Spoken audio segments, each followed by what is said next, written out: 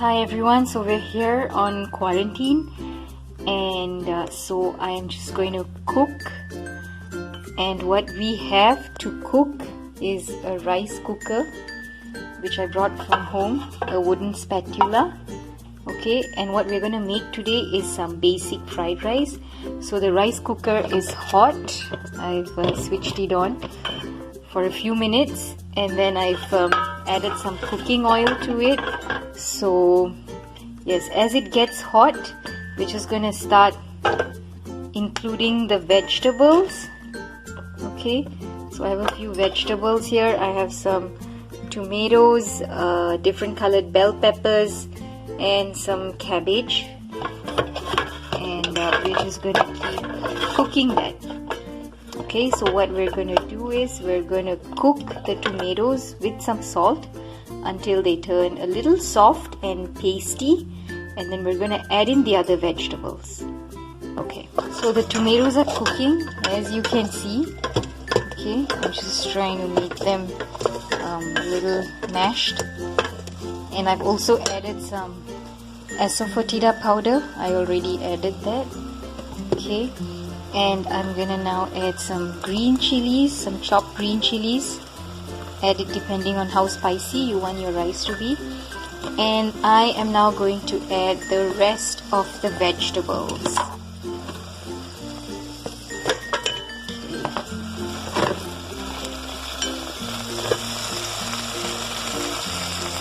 Go ahead and add in the rest of your vegetables, and you can use any vegetables of your choice.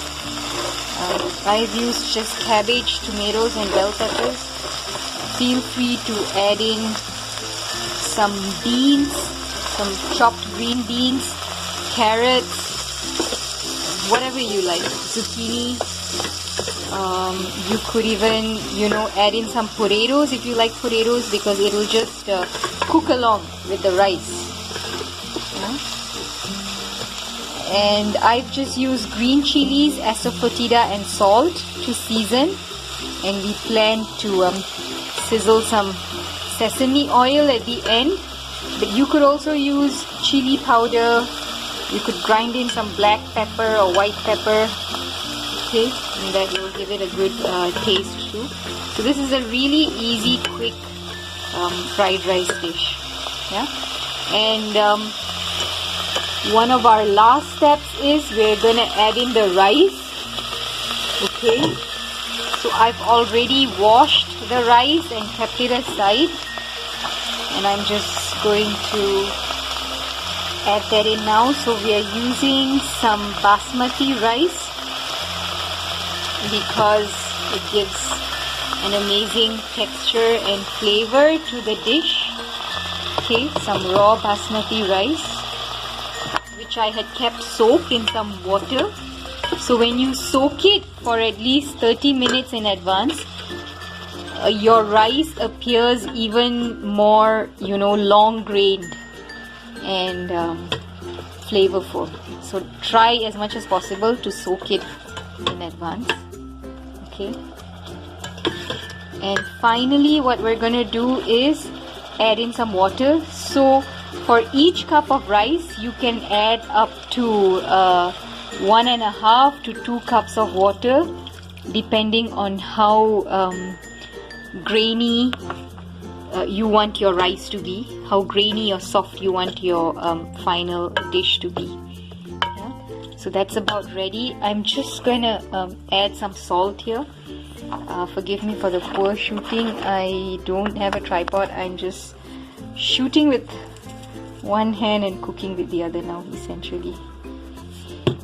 So some salt.